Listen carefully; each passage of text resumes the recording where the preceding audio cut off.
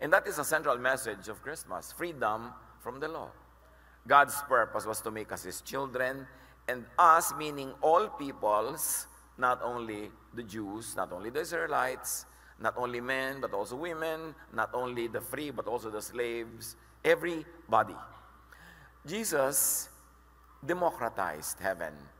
Kasi nung araw, according to the teachings of the Israelites and according to how they interpreted their scriptures, kanila lang ang scriptures nila, kanila lang ang Diyos, kanila lang ang lahat ng mga bagay na ito. But Jesus did something very revolutionary. Tulad nung napilas yung kurtina sa templo, separating the Holy of Holies from the more common area, ang heaven, nilinaw ni Jesus na para sa lahat. Hindi lang para sa isang bansa, hindi lang para sa isang lahi, hindi lang para sa isang relihiyon. Christmas opened the gates, which had always been opened, but people thought was exclusive to a certain type of culture and people only. God sent Jesus to be human like us. John 1:14, the Word became flesh and made His dwelling among us. So the incarnation of the Spirit, God, Jesus, into the human Jesus is very much explained in John chapter 1. However, not everybody is warm to this idea. Hindi naman lahat ay naniniwala ng pre-incarnation divinity ni Jesus, ang pre-existence. Marami silang mga tanong-tanong. Of course, we believe in that. But at the very least, especially to those who minimize the pre-incarnate divinity of Jesus, at least in the resurrection, God divinized Jesus. So whether pre or before or during, God made Jesus very, very special. 1 Corinthians 15, 42 to 44, the body that is sown is perishable, it is raised in glory. It is sown in darkness, in weakness, it is raised in power. It is raised a spiritual body. So in the resurrection, Jesus, who was just physical, during the burial, became a spiritual deity. Napaka-importante na ma-appreciate natin yung ganong katotohanan na nangyari dahil at nung naganap ang resurrection o pagbuhay ng Ama muli kay Jesus na nalibing. Acts 2:36, therefore, let all Israel be assured of this. God has made this Jesus, whom you crucified, both Lord and Messiah. So those who would like to keep Jesus as just human from their point of view, Acts 2:36 clarifies, this Jesus was made by God, both Lord and Messiah. Romans 1:4,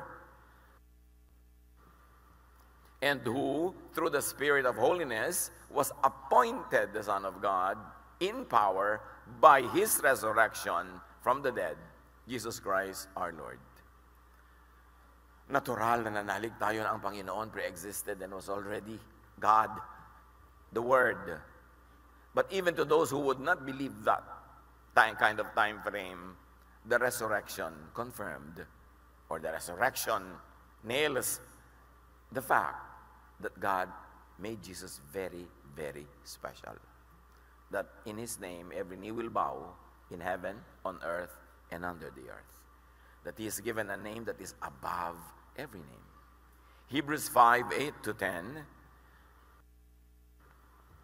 son though He was, He learned obedience from what He suffered, and once made perfect, He became the source of eternal salvation for all who obey Him, and was designated by God to be high priest in the order of Melchizedek. All of these are affirming, confirming, emphasizing that the resurrection made Jesus very, very special. Even for those who doubted that He was special. Before that, no one can deny this kind of promotion, this kind of acceptance, and this kind of reference that the Father made of Jesus after the resurrection.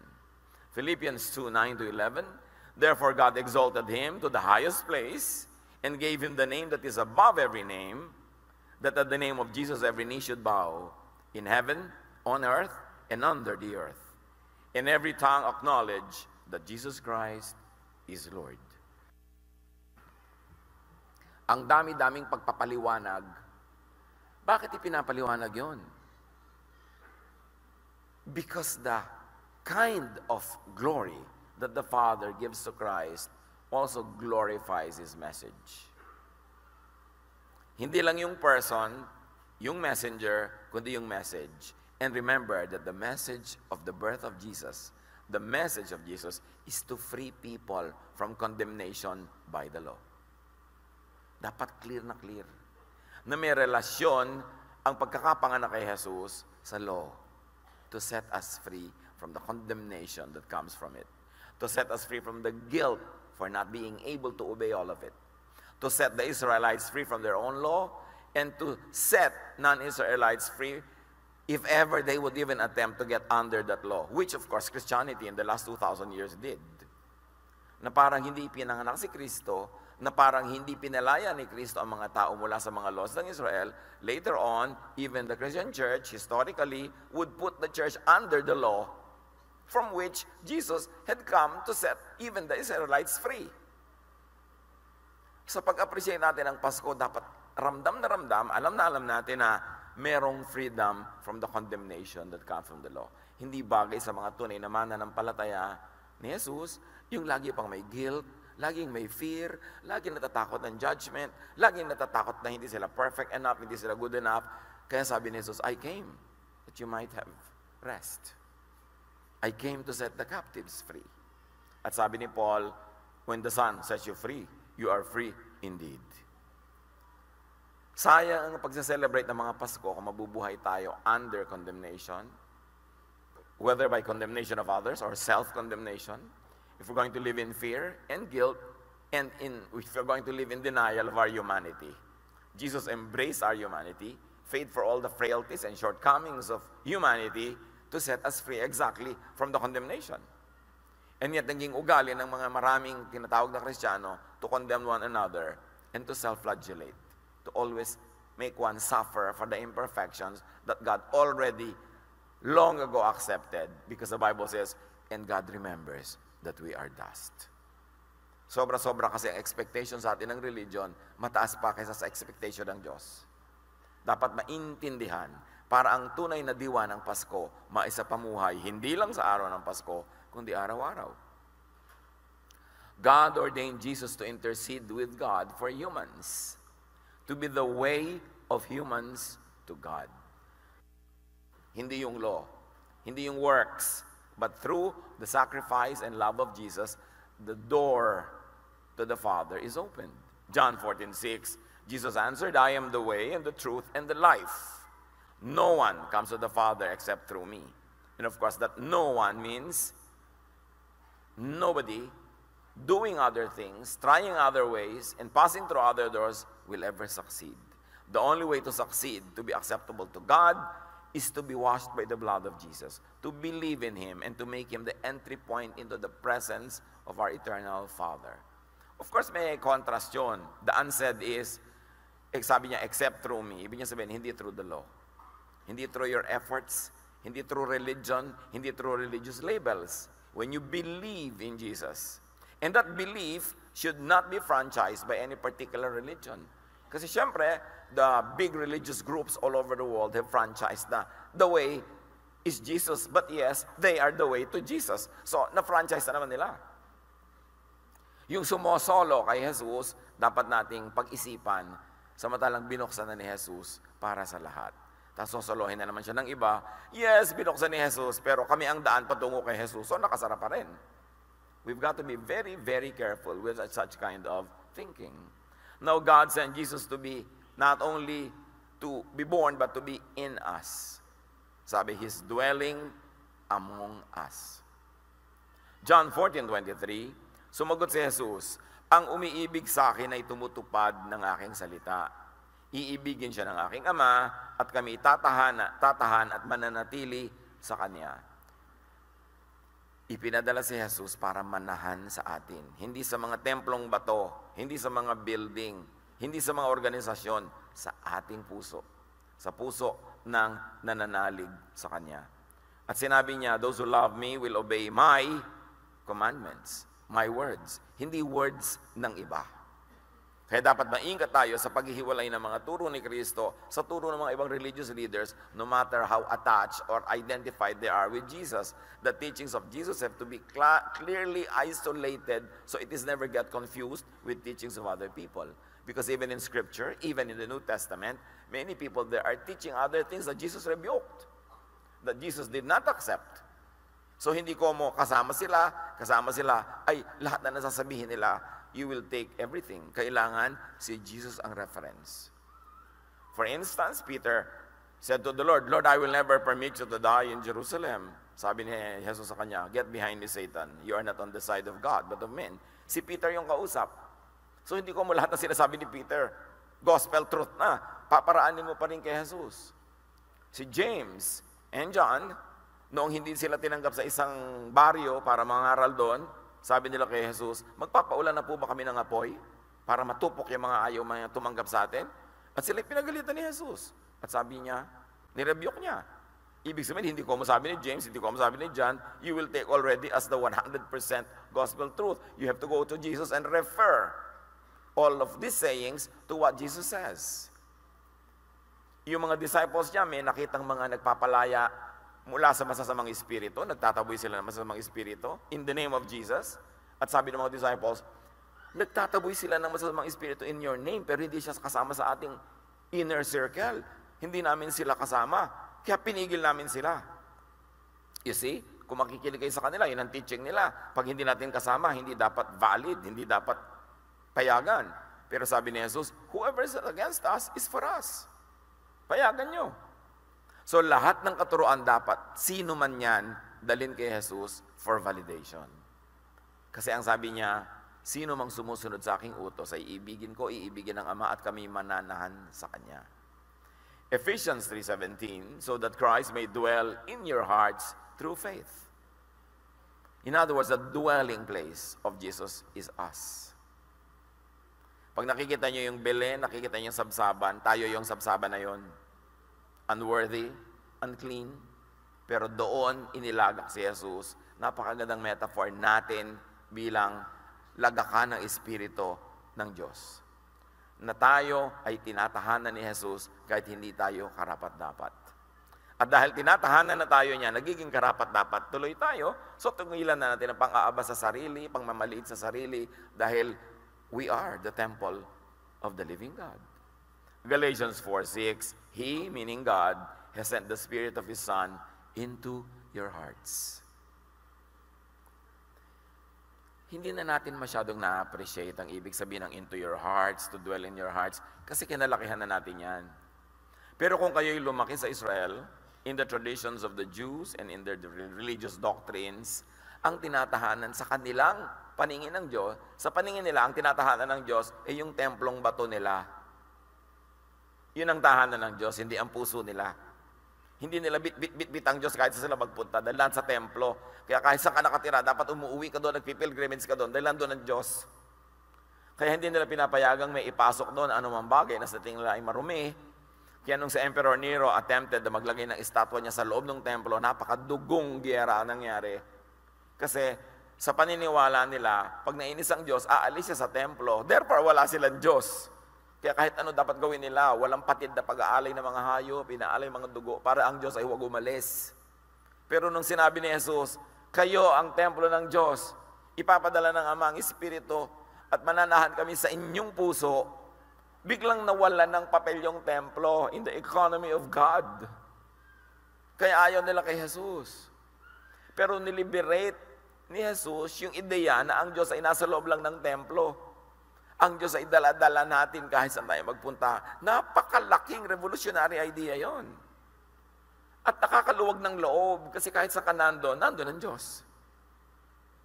Kaya wala ka na kailangang punta Holy Land, Holy Place, kasi you are now the temple of the living God. That we are made holy not by our deeds, but by the presence of God in our hearts. 1 Corinthians 3:16, don't you know that you yourselves are God's temple, and that God's Spirit dwells in your midst, or God's Spirit lives in you? Pag may nakikita kayo sa Bible na may mga parang number na maliit, tingnan nyo yung baba kasi may footnote because this is another way of reading it. Because the Bible translation chose this translation, but if they are worth their scholarship, they will tell you actually may other ways to translate it. Naka-footnote sa baba. Kaya yung dwells in your midst can also be said as lives in you. In you mismo. To say that now, parang baliwala, sanay na tayo. But to say that during the time of the Lord, can you imagine what the temple would do to you? Na ikaw na pala ang templo ngayon ng Diyos, di magagalit sa'yo siyempre yung mga priest. That's exactly what Jesus did. It has always been like that. But the Lord made it very clear, once again, that God loves all people. That God will inhabit anybody who believes. And after the time of Christ, who believes through His Son. Bakit kailangan ipadala yung anak? Kasi for many centuries, hindi clear kung paano ka pupunta sa Diyos. Kaya kailangang linawin yun. Dahil nga sa mga Israelites, ang naging paraan nila, mag-aalay ng walang katapusang alay ng mga hayop para sila maging acceptable. Kaya ang unang-unang ginawa ni Jesus, pagpasok niya sa Jerusalem, akala nila magde-declare siya ng revolution against Rome. No, He went to the temple, itinaboy niya yung mga nagtitinda ng mga hayop. Itinaboy niya yung mga money changers. Kasi ang una niyang binasag talaga is the concept of sacrifice. The concept of blood sacrifice and buying all these kind of animals that you could use for sacrifices. Dahil yun ang goal niya. Tanggalin yung pagiging middleman ng temple between God and humans. Kasi parang middleman yung temple eh. Hindi ka pupunta sa Diyos kung hindi ka dadaan sa Kanya. At ang Diyos hindi ka i-bless kung hindi dadaan sa temple, franchise. Kaya lang, sadly, after the Lord went to heaven, the so-called church that was founded and named after Him, mga Christian churches, ibinalik nila yung franchise. Hindi ka na naman pwedeng dumiretso sa Diyos, dadaan ka na naman sa simbahan. Hindi ka na naman pwedeng dumiretso sa Diyos, dadaan ka uli sa mga ritual. In-empower uli ang priesthood at yung institution at ang church tumayo between people and God. Kaya napakahalagang unawain na ang misyon ni Jesus, idiretso ang koneksyon ng Diyos sa tao. So, God sent Jesus to be in us. Kaya sabi sa Galatians 2:20, I no longer live, but Christ lives in me. It would have been blasphemous by Jewish standards to say that because to them, God lives only in the temple. Now, God sent Jesus not only to be in us, but to be with us. Yung in, nasa loob natin, but to be with us is just together, kasama natin. Imagine, kasama natin ang Diyos through Jesus. Samantalang napakalayo ng Diyos noon, according to the teachings of the temple. Merong common place, merong holy place, merong most holy place. Depende sa rango mo para ka makapunta sa next area, And in the Holy of Holies, only one person went in there once a year, the high priest. May kurtinang makapal na naghahati between the most holy place, the presence of God, by their meaning and definition, and the people. And the high priest would go in there once a year to make offerings, blood, sacrifices. And you know, this priest would wear little bells sa kanyang damit. Kumukulo-kuliling siya, parang tiboli, pag naglalakad. At may tali siya sa paa, sa isang paa, may tali. Pagpasok niya sa kortina, yung taling nun, yung hawak-hawak ng mga nasa labas. Kasi oras na natumba siya, tutunog yung mga bells. Kasi sa kanilang teaching, pag hindi natuwa ang Diyos sa kanyang dala-dalang offering, biglang mamamatay itong priest na to. At dahil walang makakapasok doon, kaya siya may tali sa paa, hihilahin na lang siya palabas. At dadaan siya sa ilalim ng kortina. Ganon ka-stricto ang presentation nila sa Diyos. Hindi lang ang Diyos ay nandun sa templo, nandun lang sa most holy place, at konting-konti ang nakakapasok. So you can imagine how much it empowered the priesthood. Kung dadaan ka sa kanila para ka makapunta sa Diyos, at dadaan ng Diyos sa kanila para ka mabless, binasag yun ni Jesus. That is the deeper meaning of Christmas. Jesus made God accessible to everyone. Kaya na-develop yung idea ng personal faith.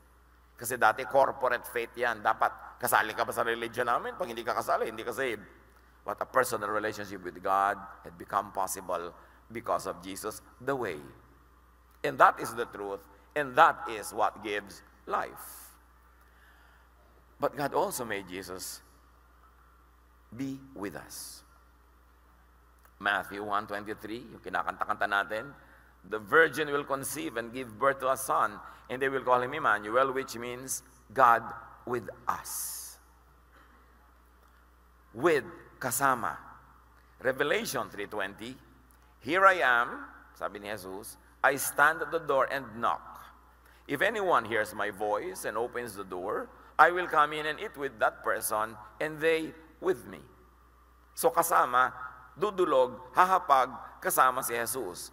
Now, when you understand the tradition of the Bedouins or the desert dwellers, pag pinapasok ka nila sa tent nila, nagdadaan ka halimbawa, foreigner ka, wala kang kilala doon, pag dumaan ka sa harap ng tent nila at inanyayahan ka nilang pumasok, o kaya ay nagmakaawa kang papasukin ka dahil gutom na gutom at oho ka, at pinapasok ka, uupo kayo sa harap ng tent na yon na mayroong shade over your head, pero kita kayo ng mga kapitbahay. Tulad ng ginawa ni Abraham sa mga bisita niyang heavenly beings. When the desert people feed you and share a meal with you, it is a signal to everybody in that area that no one can touch you without touching them first. That this desert host will die for you and give his life for you because he is joining you in a meal or he invited you to his table. Kaya pag sinabi ni Jesus na, if you open the door, I will come in and eat with you, Jesus is saying, I'll give you my life. Nobody can touch you. You will be the apple of my eyes. Kaya yung sa Psalm na sinasabing, you prepare a table before me in the presence of my enemies. That is the context. Andiyan lahat ng enemies ko, naghahain kayo, kumakain ako kasabay nyo, ang signal nun sa mga enemies ko, they can never touch me. Very profound. At yun ang ginawa ng Diyos nang si Jesus ay isinilang. Ginawa niyang available na pwede tayong makasalo ni Jesus, signaling to all our enemies, spiritual especially, that no one can touch us without going through and passing through Jesus. Revelation 21:3, and I heard a loud voice from the throne saying, look, God's dwelling place is now among the people, and he will dwell with them. They will be his people, and God himself will be with them and be their God. Many people like to interpret Revelations as not yet happening or happening in the far future, but many informed scholars think that the Revelations and the information about it and all of its teachings had already happened in the first century. Research on that and look at the possibilities. But in any case, whatever the timing of the materialization of all of these teachings, when Jesus was born, God is already with us. Clarified, and the life of Jesus was spent, given to honor this commitment of the Father through Jesus. God sent his Son not only to be in us and with us, but to be also for us. Kakampi. Defender. Hebrews 7:25, therefore, he is able to save completely those who come to God through him, because he always lives to intercede for them.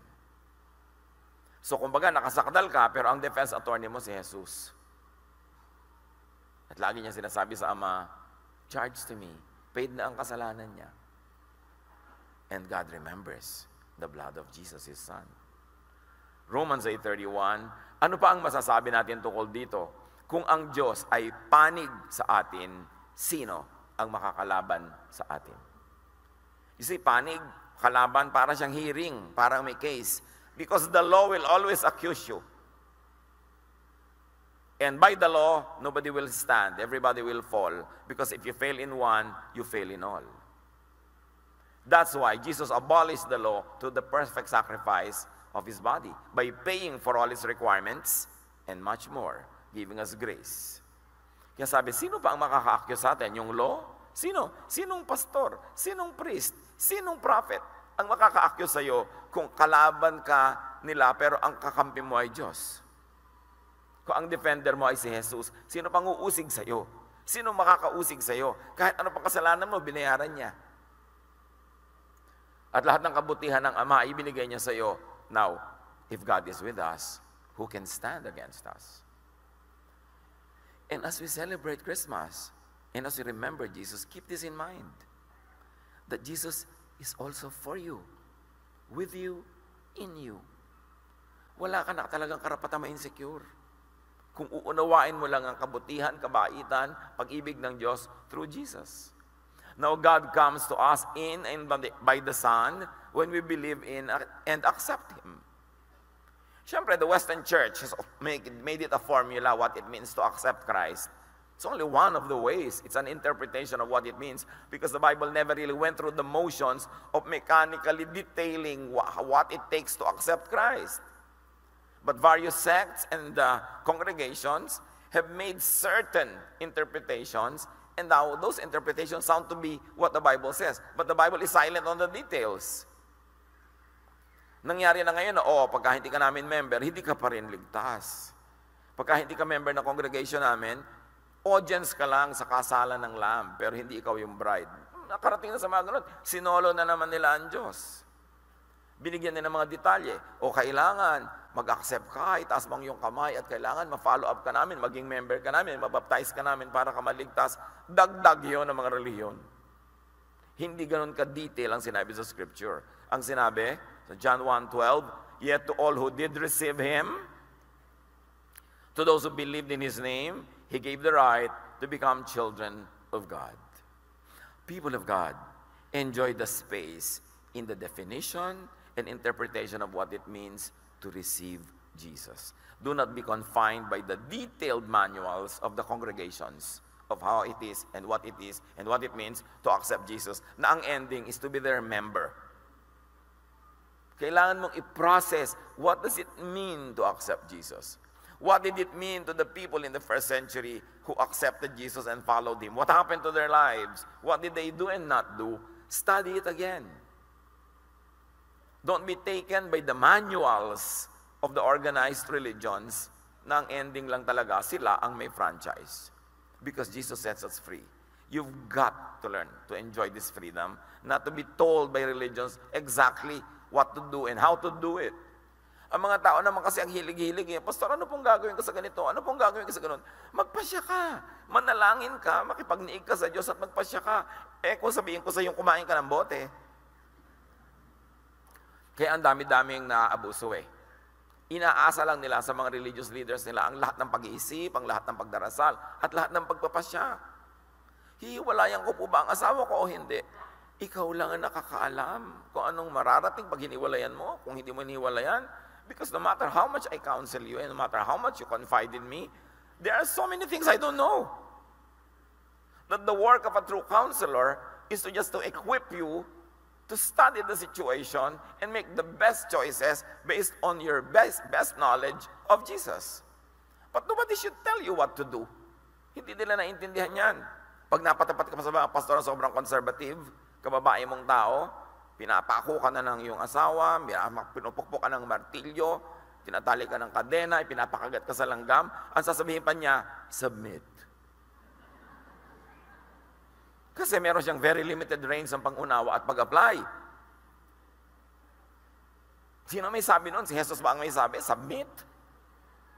Kaya kailangan i-review mo. Gusto kong matuto ang lahat how to read and how to apply this in their lives. Huwag niyong iasa sa iba, no matter how expert they seem to be. Kasi buhay niyo yan At ang Diyos ay merong direct correspondence with us. Jesus died for that, to make the throne of God accessible to you without having to pass through anyone. Kailangan natin pagsanayan yun, yung ganung uri ng kalayaan, the way Jesus democratized heaven. So, receive Him. What does it really mean to receive Him? Kasi yung mga religious groups, sinimplify.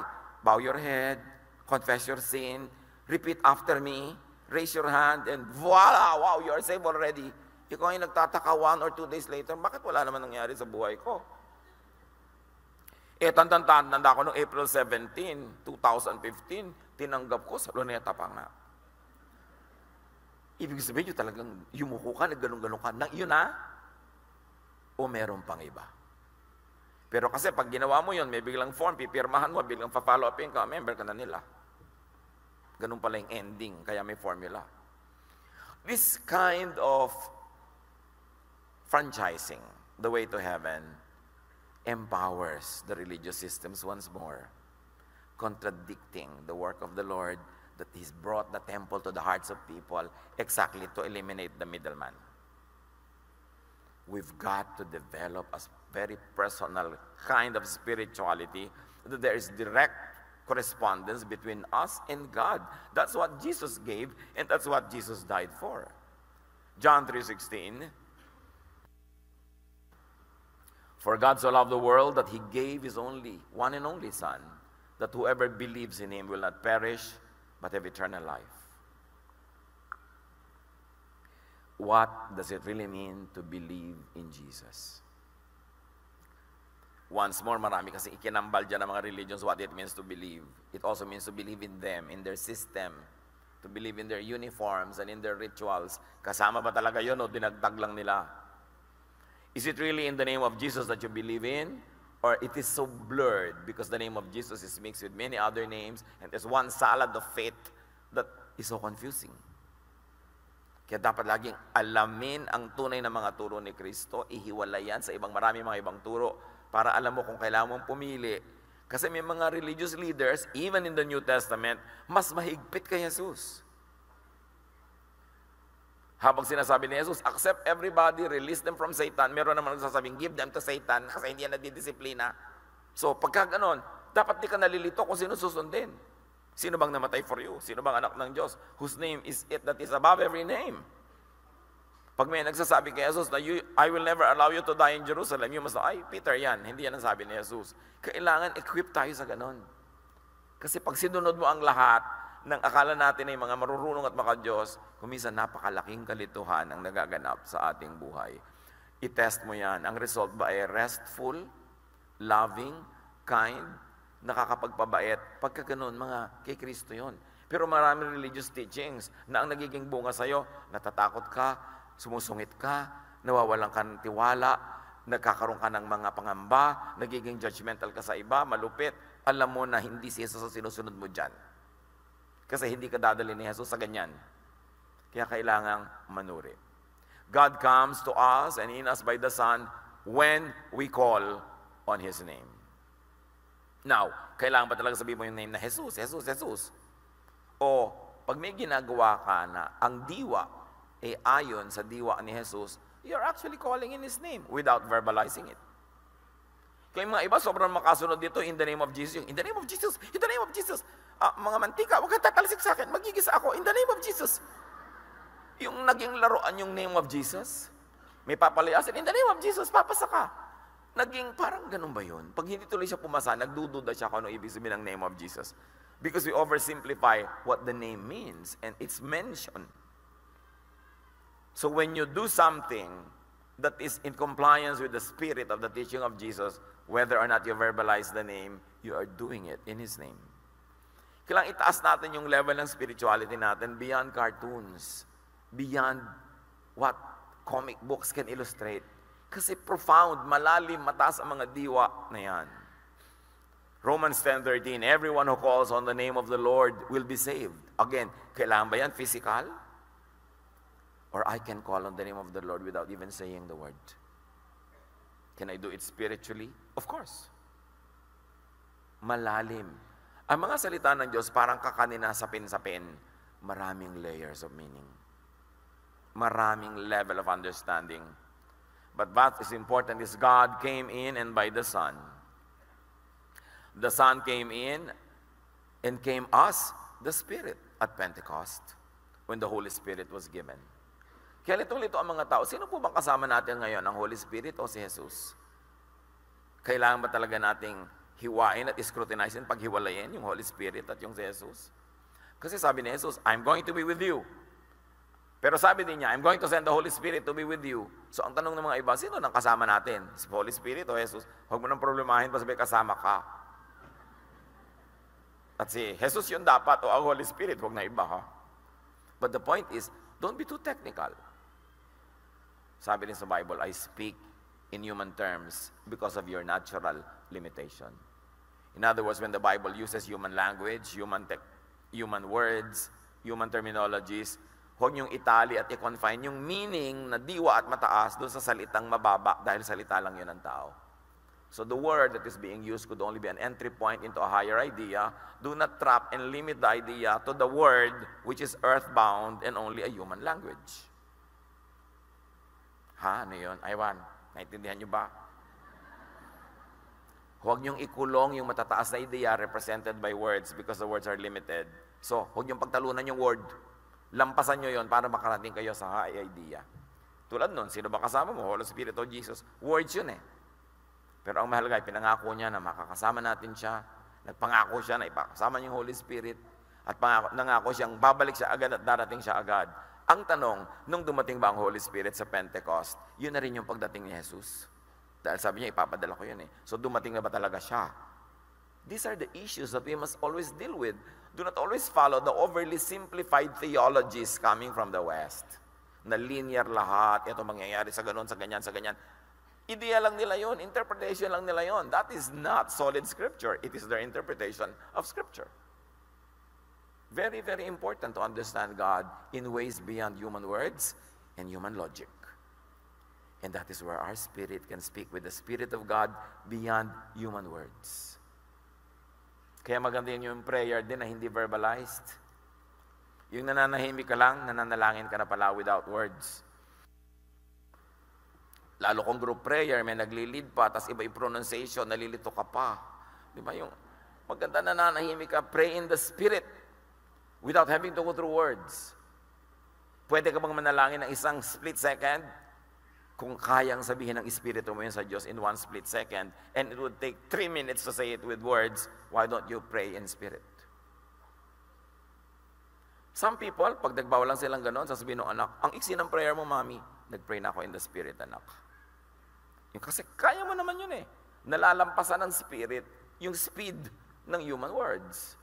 At dapat natin i-develop yung ganong spirituality, hindi lahat nakikita, nadidinig. Dahil ang Pasko, mas marami pang kahulugan. Basta ang ending, pumapayapa ka, bumabait ka, nagiging loving ka, dapat ganun. But to be very technical sometimes, baligtad yung nagiging result niyan eh.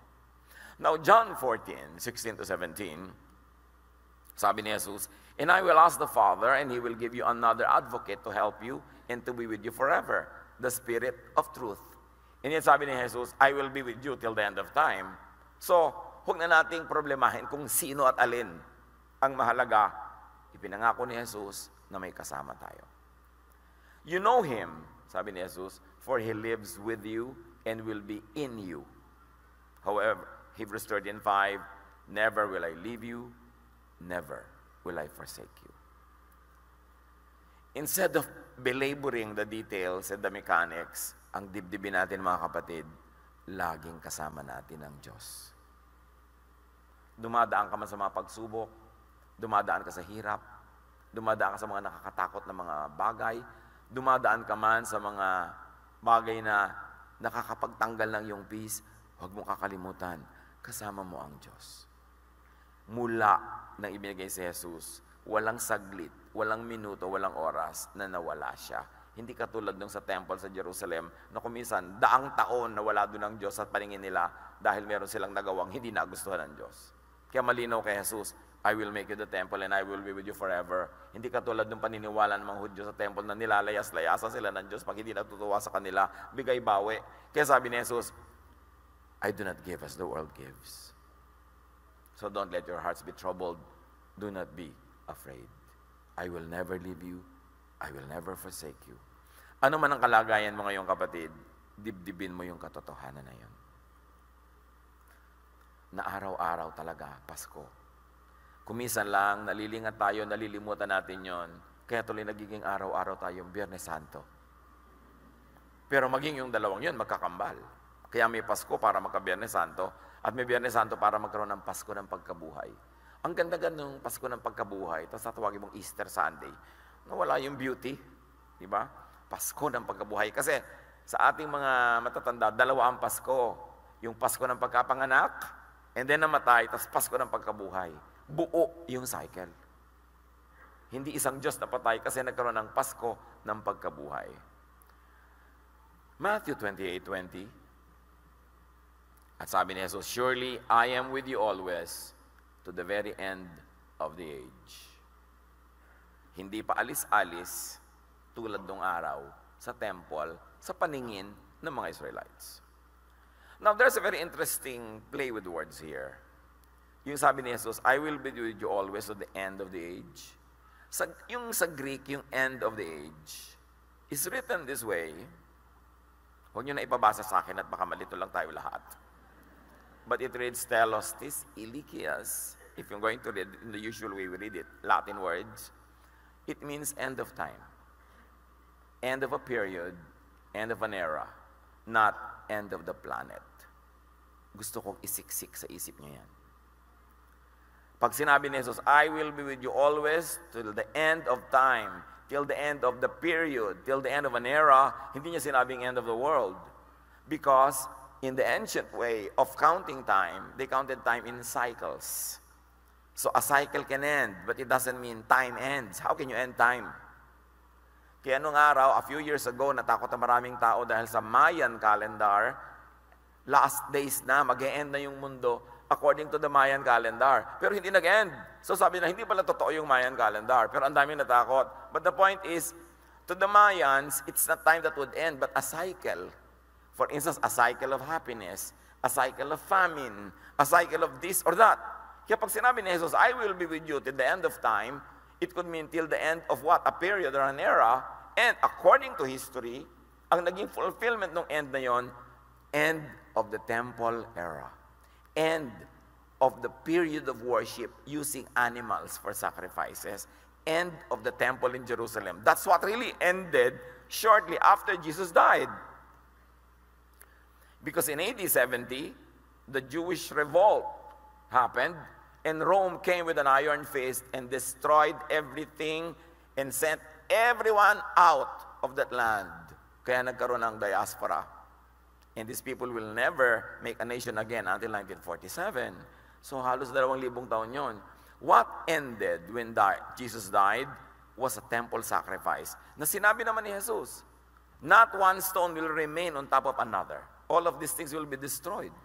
At sinabi niya, destroy the temple and I will build it in 3 days. And there's an exchange of ideas which temple is being referred to. The stone temple, but he meant his body, the true temple, and the body of believers. Something ended. A world ended. And that was the Jewish world presided over by the temple. It is a cycle of time. Because hindi naman lagi nandun yung temple eh. Sila, Noah nga, magtutubok lang ng konting bato, magwa-worship na sila. Diba? Si Abraham, konting bato, worship. Wala naman temple nun eh. Na-develop lang yung priesthood, nagkaroon ng period ng temple, and that period ended. And that could be what Jesus has been saying. But, the King James Version translated it as end of the world. And it became very, very popular, yun ang meaning nun. But now, the New King James Version calls it the end of the period, or the end of time, or the end of kasi pinakita rin nila yung translation nila, hindi dapat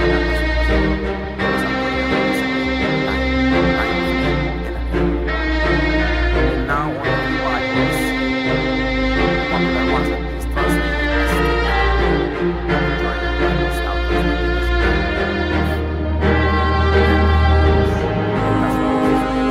now why else certain time of era that will end? Sabi niya sa kanyang mga listeners,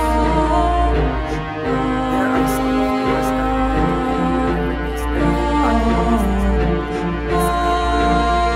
this tragedy will happen in your lifetime. Some of you standing here will be alive to see it. And unless Jesus was wrong, something happened as seen by many of those who were still standing when it happened. That was the end of the temple. The end of the temple as a center for animal sacrifices for the forgiveness of sins. And why should it end? Because by one single sacrifice of Jesus, not with the blood of goats and lambs and goats, but with the blood of the Son of God. Therefore, it is relative, but the period of the temple era changed. It's now another time cycle. So huwag tayo laging naniniwala at natatakot sa kung ano mga nadidinig natin. We've got to study the words and see what they really mean. So, but that's another topic altogether. But meanwhile, let us bask in the glory of the Lord na merong Pasko tayong pinagdiriwang. God comes to us anytime, anywhere, when we call on the Son of God, when we gather in the name of the Son. And as if to really clarify that Jesus was releasing people from the franchise of big organized religions, sabi niya sa Matthew 18:20, "For where 2 or 3 gather in my name, there I am with them." Pag may 2 o 3 nagkakasundo sa pangalan ni Jesus, may church. Of course, organized churches will tell you, where did you get your authority to organize? Paano kayo nabuo? Sino nagpadala sa inyo? Pipilit nila yon kasi dapat sa kanila kayo galing para kayo maging legit. Sasabihin mo, sabi ni Jesus, as far back as I remember, when 2 or 3 gather in His name, He will be there. Therefore, there is a church. Can you imagine how close God was brought to people through Jesus? Hindi mo kailangan mag-subscribe sa mga malalaking relihiyon. Hindi mo kailangan manggaling sa kanila. Inimbento na lang, kailangan may sender. Sila ang sender dapat, syempre. Kasi pag hindi sila nag-send, illegitimate ka. All of it. Power play to control religion.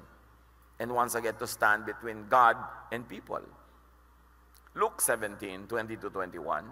Some of the Pharisees asked Jesus, when will God's kingdom come? Ito na naman ang isang issue. Kailan darating ang kaharian ng Diyos? Jesus answered, God's kingdom is coming, but not in a way that you can see it. In other words, not in the way you think.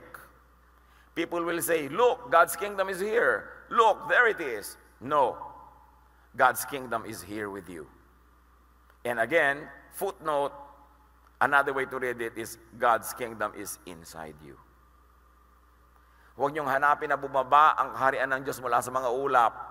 Nasa puso niyo ang kaharian ng Diyos. Na pag si Jesus ang nagahari sa inyong puso, ang puso niyo ay kaharian ng Diyos. Napakasarap isipin na tayo ang pinagaharian ng Diyos. Sabi ng New International Version, the kingdom of God is in your midst. So you see, you must read many versions. Kasi maraming way of rendering a certain phrase or word. For your own clear understanding, you've got to have at least 3 versions in front of you. Magbasa kayo ng mga versions sa conservative, meaning yung kung ano yung word nung mga unang documents, yun ang itinatranslate nila. Pero may mga progressive translations, hindi nila tinatranslate yung word, ang tinatranslate nila yung spirit, the idea. Halimbawa, example lang to, nakalagay sa Bible, you must be born again. A formal translation in Tagalog will say, dapat kang ipanganak na muli. Tama? But a progressive translation will say this, dapat kang magbagong loob. Yun din yun, mas malalim nga. Hindi itin-translate yung proseso ng ipapanganak ka muli, pero hindi ba ganun ang nangyayari pag nagbagong loob ka? Dapat kang maghunos dili. That's why translation is a very, very important ministry. It's one of those that I keep in touch with and get involved with, Philippine Bible Society, and translation works. In fact, the last committee that I headed sa Philippine Bible Society was the committee that updated all the translations of proper names in the Bible. Tinagalog namin. Matagal na trabaho yan, taon. Kaya nung araw, ang lumang Tagalog Bible, si Haring Nabucodonosor. Sino sa inyo umabot kay Haring Nabucodonosor? Pati nga, nababasa yun. Kaway nyo malaki. Ayan. Pinalitan na namin yan, si Haring Nebuchadnezzar. Tagalog na spelling, gano'n ang sound. Sabi ko kasi, pangako natin, hindi na natin ipapabasa si Haring Nabucodonosor. Kasi hindi naman naiiba yung meaning, kahit anong padaliin mo na lang. So pag nakakita kayo ng mga Bible translation na yung sound yung very familiar at tinagalog yung spelling, that's the work of our committee. Kasi we don't want people to be hindered every step of the way by so many issues. Padaliin mo lang yung pagbabasa para makarating ka sa heart of the matter. Very, very important. Translations. So you read many translations for your own sake. But the kingdom of God is in, with, and for us. What does it mean to you? That the kingdom of God is in you, with you, and for you. This is Christmas. Have peace. Do not fear. Enjoy God. Enjoy your spiritual walk. Revelation 21:3, and I heard a loud voice from the throne saying, look, God's dwelling place is now among the people, and He will dwell with them. They will be His people, and God Himself will be with them and be their God. The problem with always thinking of it as a future event is you're not able to enjoy it now. Tapos yung iba takot na takot. Naku, mag-end of the world po yung tayo. Hindi ba naniniwala ka na pag end of the world, darating ang Diyos? Ano kinakatakot mo? Kasi nga, ang daming fears, ang daming superstition, at ang daming dagdag ng mga nananakot. There is now no more need for a physical temple or a physical building. Control na naman yun. May mga movement ngayon, gusto daw nilang buuin uli yung temple sa Jerusalem. O ano mangyayari ka na buo mo uli yun? Mag-aalay na naman tayo ng mga baka? Mag-aalay na naman tayo ng mga kambing? Babalik tayo sa dati? Sinabi na nga ni Jesus, that one stone will remain on top. Ngayon, ang goal nung iba buuin. Baka naman si Jesus na kinakalaban mo niyan. Kasi hindi kailangan ni Jesus ng mga bato-batong temple para siya dumating kasi naghahari na siya sa puso natin ngayon. Huwag tayong nagpapalibang sa kung ano-ano mga mapanghali ng katuruan na ang ending, bihag ka na naman nila. Meron na naman mga kamakapangyarihan. Doon ka na naman pupunta. Sila na naman nagsasabi sa iyo how to do your spirituality. Yun ang ending nun. Sabi ni Pablo, you have been set free. Live as free people. Understand that God through Jesus lives in us, is with us, and is for us. Hindi galit sa atin ang Diyos. Hindi darating ang Diyos na pinaparusahan tayo at pinapagalitan kasi binayaran ni Jesus ang lahat ng dapat bayaran. Hindi man dapat para wala na lang usapan, by one single sacrifice, He has perfected those who are going to be made perfect by God. At tayo yun. Ang lalim-lalim ng Pasko. Internalize, appreciate, live it, and celebrate it. That is Christmas. Merry Christmas, mga kapatid.